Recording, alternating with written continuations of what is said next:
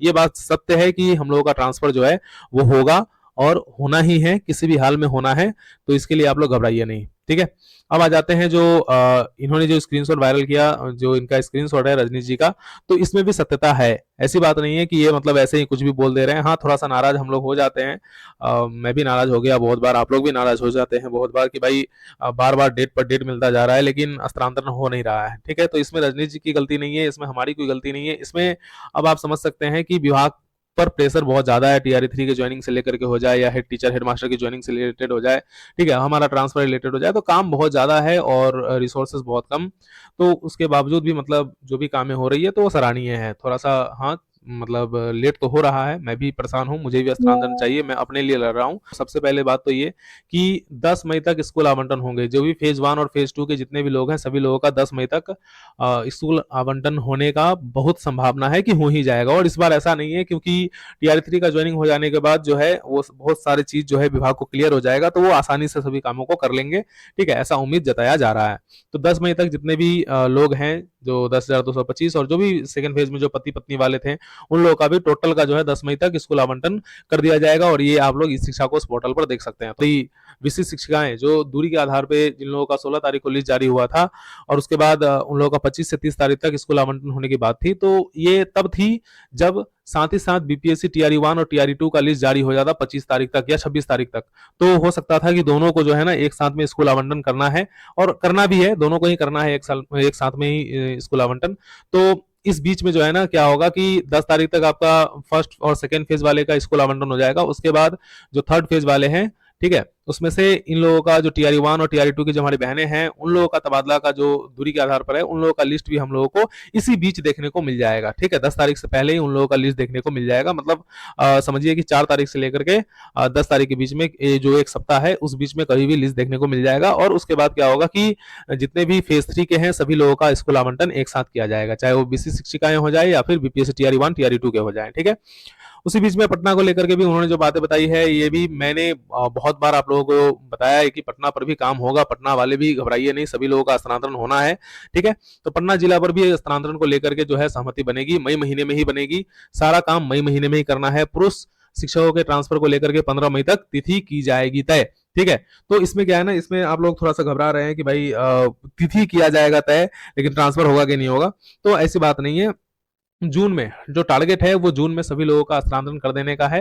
ठीक है, सभी लोग अपने अपने नए नए नए स्कूल में होंगे, ऐसा मतलब टारगेट है। जो भी इन्फॉर्मेशन लोगों को पता है कि हमारा ट्रांसफर को लेकर के विभाग कितना सजग है और लोग कितना प्रेशर बनाए हुए हैं, है ना। तो ट्रांसफर होगा ही, थोड़ा समय दीजिए, सभी लोगों का होगा। ठीक है, सेम जिला वाले को तबादला को लेकर के 20 मई तक फैसला हो जाएगा कि इन लोगों का स्थानांतरण करना है या नहीं करना है। तो जो भी होगा आपको 20 मई तक जो है टोटल चीजों को क्लियर और क्रिस्टल जो है आपको दिखाई देना शुरू हो जाएगा। ठीक है, तो घबराइए नहीं और पॉजिटिव रहिए, सभी लोगों का स्थानांतरण होगा, नकारात्मक नहीं सोचना है। ठीक है, जब सोचना ही है तो पॉजिटिव सोचिए, गलत चीजों को सोचने की आवश्यकता नहीं है। ठीक है, अब हम लोग आ जाते हैं वरीयता को लेकर के। चलिए मान लीजिए हमारा ट्रांसफर हो गया तो सर अब टीआरई 3 का ज्वाइनिंग हो जाएगा तो उसके बाद तो हम लोग जूनियर हो जाएंगे, तो ऐसी बात जो है ना कही गई थी, मैंने ऐसे नहीं बोला था, मैंने भी बोला था इसके बारे में। तो एक्चुअली ये 10/1/2025 को जो 35 लोगों का जो ट्रांसफर का लिस्ट जारी हुआ था उसमें ये बात लिखा हुआ था, और कहाँ लिखा हुआ था वो भी हम आप लोगों को बता रहे हैं। ठीक है, इसको आप लोग बारीकी से देख लेंगे। योगदान की तिथि से करा जाएगा, मतलब क्या है कि इस लेटर के अकॉर्डिंग जो है हम लोगों का ऐसा हो जाता कि भाई टीआरई 3 से हम लोग जूनियर हो जाते, क्योंकि हमारे योगदान की तिथि से वहां पे जो नए जिले में हम योगदान करेंगे उसके आधार पे होगा। ठीक है, लेकिन इसी चीज को फिर सुधारते हुए रेक्टिफाई करते हुए जो है विभाग क्या करती है कि एक दोबारा से जब 25/2/2025 को लेटर जारी करती है तो उसमें यहाँ पे ये पॉइंट नंबर 11 में अगर आप लोग देखेंगे तो इसमें वो क्लियर बता दिया जाता है कि अंतर जिला स्थानांतरण की स्थिति में स्थानांतरित विद्यालय अध्यापक की वरीयता का निर्धारण बिहार राज्य विद्यालय अध्यापक नियुक्ति स्थानांतरण एवं सेवा शर्त नियमावली 2023 के नियम 13 के 3 से आच्छादित होगा। ठीक है, तो इसमें उन्होंने क्लियर नहीं किया कि भाई आखिर ट्रांसफर होगा कैसे, उन्होंने बोल दिया कि जो नियमावली 2023 है उसको आप लोग देख लें और उसको देख करके समझ लीजिए कि किस प्रकार से वरीयता का निर्धारण किया जाएगा। ठीक है, तो हम लोग आज देखते हैं वही नियमावली जो 2023 वाला है उसको देखते हैं। देखिए भी बातें हैं इसमें, क्या कही गई है, नियुक्ति वर्ष से संबंधित विद्यालय अध्यापक की विषयवार वरीयता से, है ना, नियम वरीयता के रूप में निर्धारित की जाएगी। इस पॉइंट को आप लोग बढ़िया से पढ़िए और समझिए।